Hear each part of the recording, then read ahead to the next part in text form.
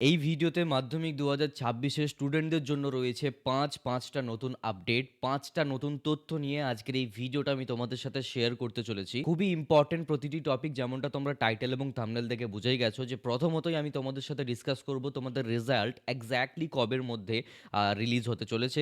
এছাড়াও তোমাদের সাথে আমি আলোচনা করব গ্রেস নাম্বারকে নিয়ে, ম্যাথের কিছু এক্সট্রা নাম্বার তোমরা পাবে, ন্যূনতম নাম্বার। এছাড়াও তোমরা পাবে খাতা কিভাবে কি চেকিং হবে এই বছরের পরীক্ষার্থীদের জন্য, নতুন কি কি নিয়ম আসছে, নতুন কি কি নিয়ম শুরু হয়েছে, সেই সমস্ত বিষয় নিয়েই আজকের এই ভিডিওটা কভার হতে চলেছে। কার্যত খুবই গুরুত্বপূর্ণ ভিডিও তোমাদের সকলেরই জন্য, কার্যত সম্পূর্ণ ভিডিওটিকে দেখতে থাকো। আমার নাম বিক্রম, তোমরা সকলে দেখছো বিক্রম পাল ইউটিউব চ্যানেল। তো চলো ভিডিওটিকে শুরু করা যাক। আচ্ছা, ভিডিও শুরুতেই বলবো, যারা এখনো পর্যন্ত আমাদের এই চ্যানেলটিকে সাবস্ক্রাইব করনি, সাবস্ক্রাইব বাটনে ক্লিক করে নোটিফিকেশন বেলটিতে অল দাবিয়ে দিও। আর আমরা একটি গিভঅ্যাওয়ে ভিডিও ইতিমধ্যে কিন্তু অ্যানাউন্স করে ফেলেছি। তো গিভঅ্যাওয়েতে যারা যারা পার্টিসিপেট করতে চাও তারা এই ভিডিওটিকে দেখে নিতে পারো। এই ভিডিওর লিঙ্কটা আমি ডেসক্রিপশনে দিয়ে রাখবো, তোমরা চাইলে দেখে নিতে পারো বা আই বাটনে দেওয়া রইলো। Alright, so back to the topic. First of all তোমাদের সকলকে বলে রাখি, আজকের এই ভিডিওতে মূলত আমরা কি কি বিষয় নিয়ে আলোচনা করতে চলেছি। সো অ্যাট ফার্স্ট আমরা যেই বিষয়টাকে নিয়ে আলোচনা করব সেটি হলো গিয়ে তোমাদের রেজাল্ট ডেটকে নিয়ে। ওকে, সো রেজাল্ট আমরা এই বছরের জন্য একটু ডিফারেন্ট টাইমিং দেখতে পাচ্ছি। অন্যান্য যে বছরগুলো থেকে থাকে নর্মালি কি হয়ে থাকে, 30 থেকে 35 দিনের মধ্যে রেজাল্ট কিন্তু আউট হয়ে যায়। বাট এবছর যেটা পর্ষদের তরফ থেকে জানানো হয়েছে সেটি হলো 3 মাসের মধ্যে রেজাল্ট আউট হবে, 3 মান্থস। ওকে, 3 মান্থসের মধ্যে তোমরা তোমাদের রেজাল্ট কিন্তু পেয়ে যাবে। এবার এই 3 মাস সময় নেওয়ার কারণ কি? নর্মালি তো একটা মাসের মধ্যে রেজাল্ট আউট হয়ে যায়, তাহলে এবছর 3 মাস কেন সময় লাগছে? ফার্স্ট অফ অল ভোটের জন্য এক্সট্রা সময়টুকুর কিন্তু প্রয়োজন হচ্ছে। তো এক্স্যাক্টলি যদি আমি ডেট বলি, তো ফার্স্ট অফ অল তোমাদের সকলকে বলে রাখি যে ফেব্রুয়ারির 12তে তোমাদের এক্সামিনেশন শেষ হচ্ছে। তো ফেব্রুয়ারি, মার্চ, এপ্রিল, মে, তো 3 মাস এখানে কিন্তু কমপ্লিট হচ্ছে। তো 3 মাসের এবার তোমাদের সকলকে বলে রাখা ভালো যে মার্চ মাসের এই জায়গাতে আমি ভালো করে লিখে দিচ্ছি, মার্চ মাসের তোমাদের 12 তারিখ পর্যন্ত অপেক্ষা করতে হতে পারে রেজাল্ট আউটের জন্য।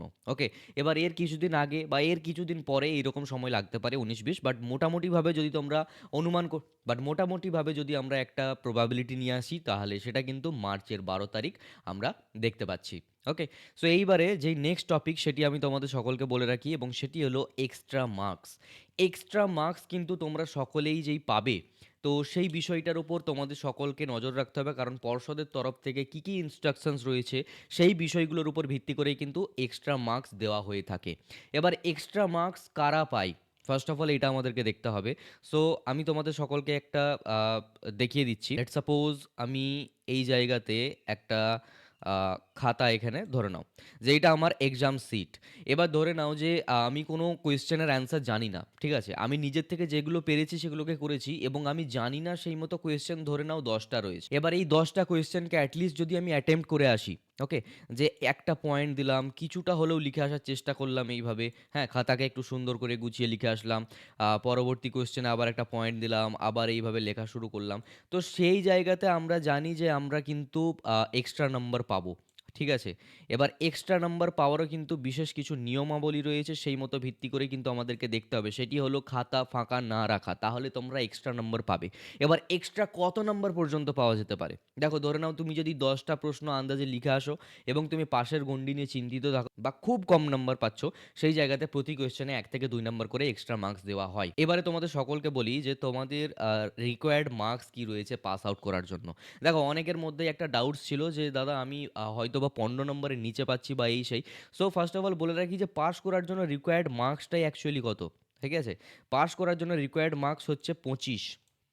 এবার এই 25টাকে ডিভাইড করা হয়েছে। 25 পাওয়ার জন্য দুটো ওয়ে থাকে, দুটো পথ থাকে, এবং সেই পথ অনুযায়ী কিন্তু আমাদেরকে করতে হয়, ঠিক আছে? নাম্বার ওয়ান সেটি কি, সেটা হলো থিওরিটিক্যাল পেপার থেকে তোমাকে নাম্বার তুলতে হবে, এবং সেকেন্ড সেটি হচ্ছে প্রজেক্ট থেকে। থিওরিটিক্যাল পেপারে তুমি কি লিখে এসেছো পরীক্ষা সেটা ম্যাটার করছে, আর প্রজেক্টের নাম্বারটা ম্যাটার করছে স্কুলের থেকে। স্কুল থেকে 7 থেকে টোটাল 10 নম্বর পর্যন্ত দেয় পার সাবজেক্টে, এবং যেটা অলরেডি দেওয়া হয়ে গেছে। তো মিনিমাম 7 নম্বর এবং ম্যাক্সিমাম 10 নম্বর কিন্তু তোমরা প্রজেক্ট থেকে পাবে। এবার দেখি আমরা রিকোয়ার্ড মার্কস থেকে আমরা এক্স্যাক্টলি পাস কিভাবে কি করতে পারি। সো এই একটি বক্স রয়েছে, এবং এইখানে আমি আরেকটা পার্টিশন করে দিচ্ছি ফার্স্ট অফ অল। এবং এই জায়গাতে তোমাদেরকে বলে রাখি যে ধরে নাও বিশেষ কিছু নিয়ম ভিত্তি করেই কিন্তু তোমরা এক্সট্রা মার্কস বা রিকোয়ার্ড মার্কসগুলোকে কভার আপ করতে পারবে। ঠিক আছে? এই জায়গাটাতে আমি ধরে নিচ্ছি যে স্কুল থেকে তোমাকে কি নাম্বার দিচ্ছে, এই জায়গাটা আমি স্কুলের নাম্বার ধরছি এবং এই জায়গাটা তুমি থিওরিটিক্যাল কত পাচ্ছ সেটা আমি এখানে ধরে নিচ্ছি। এইবারে ধরে নাও স্কুল থেকে বাই চান্স তোমাকে প্রজেক্টে 7 দিয়ে দিল। ঠিক আছে? তো সেই জায়গাতে তোমাকে কত মার্কস পেতে হবে? তো সেই জায়গাতে তোমাকে পেয়ে যেতে হবে 18 মার্কস। ওকে? 18 প্লাস 7 করো, দেখবে তোমাদের ওটা টোটালি কত হচ্ছে? 25 হচ্ছে। তবেই কিন্তু তোমরা পাস আউট করবে। অনেকেই ভাবছে যে শুধুমাত্র 15 পেয়ে গেলেই পাস হয়ে যাবো। না, সেটা কিন্তু না। প্রজেক্টে 7 নাম্বার দেয়। সেই জায়গাতে কিন্তু তোমাকে টোটাল থিওরিতে 18 নাম্বার তুলতে হবে। আবার ধরে নাও স্কুল থেকে তোমাকে 8 নাম্বার দিল প্রজেক্টে। তো সেই জায়গাতে তুমি 17 নাম্বার পেলেও তোমরা কিন্তু পাস করে যাবে। আবার ধরে নাও 9 নাম্বার দেওয়া হয়েছে প্রজেক্টে। তো সেই জায়গাতে 16 পেতে হবে। আর ধরে নাও যে 10 নাম্বার তোমাকে প্রজেক্ট থেকে দিয়ে দিয়েছে। তো সেই জায়গাতে 15 নাম্বার তোমাকে তুলতে হবে এবং মোস্ট অফ দ্য কেসেসে স্কুল কিন্তু 10 নাম্বার করেই দেয়। ঠিক আছে? যাদের প্রজেক্ট খুব খারাপ বা যাদের স্কুল খুবই স্ট্রিক্ট তারা এই 7-8 করে পায়। হ্যাঁ, বাট বেশিরভাগ স্কুলে 10 নম্বর বা 9 নম্বর করে কিন্তু প্রজেক্ট থেকে দিয়েই দেয়। ওকে? আশা করি এই বিষয়টা বোঝা গেল। পয়েন্ট রয়েছে এক্সট্রা নাম্বার। এইটাকে যদি আরো মানে ডিটেইলে আমরা আলোচনা করি, তো সেই জায়গাতে আমরা কিন্তু একটা জিনিস দেখতে পাই যে এক্সট্রা নাম্বার তোমরা কতটা বেশি পেতে পারো। ধরে নাও এই জায়গাতে তুমি 18 নাম্বার পেয়েছো, তো এই জায়গাতে তুমি 18 নাম্বার পেয়েছো। এবার এই জিনিসটাকে একটু ভালো করে বোঝো, তাহলেই তুমি বুঝে যাবে যে এক্সট্রা কত করে কি পেতে পারো। ধরে নাও তুমি বিশেষ কয়েকটা প্রশ্নে অ্যাটেম্প্ট করেছো এবং তুমি 18 নাম্বার পেতে কিছু নাম্বার কম হয়ে যাচ্ছে তোমার। ঠিক আছে? তো সেই জায়গাতে 3 নাম্বার ম্যাক্সিমাম তোমাকে দিয়ে দেওয়া হবে। ঠিক আছে? এক্সট্রা 3 নাম্বার তোমার খাতায় যদি জায়গা থাকে তো সেই জায়গায় এক্সট্রা 3 নাম্বার দিয়ে তোমাকে 18 করিয়ে দেওয়া হবে। ধরে নাও তুমি হয়তোবা 15 পাচ্ছিলে। হ্যাঁ? তুমি হয়তোবা 15 পাচ্ছিলে, 18 পাচ্ছিলে না এবং স্কুল থেকে তোমাকে 7 দেওয়া হয়েছে। তো 3 নাম্বার এক্সট্রা দিয়ে তোমার নাম্বার 18 বসিয়ে তোমাকে 25 করিয়ে দেওয়া হবে। ঠিক আছে? একইভাবে এই জায়গাতেও যে 17 পেয়েছো সেই জায়গাতে 3-2 নাম্বার কিন্তু এক্সট্রা দেওয়া হবে। তো এইভাবে এক্সট্রা নাম্বার দেওয়া হয়। এমনটা না যে তুমি একদম এক্সট্রা নাম্বার পেয়ে হয়তো 10, 20, 30 পেয়ে গেলে, না সেটা কখনো হবে না। বাট ঠিক আছে, পাস আউট করার জন্য এক্সট্রা নাম্বার কিন্তু বোর্ডের তরফ থেকে দেওয়া হয়। সো আশা করি তোমরা সকলেই রিকোয়ার্ড মার্কস কী, কী রয়েছে সেটা তোমরা সকলেই বুঝে গেছো। তো এই 3rd number topic cover. Copy চেকের বলার আগে আমি 5th টপিকটা একটু বলে দিচ্ছি যে ম্যাথে তোমরা এক্সট্রা মার্কস পেতে চলেছো। ম্যাথে তোমরা এক্সট্রা মার্কস পেতে চলেছো। ম্যাথে কেন এক্সট্রা মার্কস পাবে?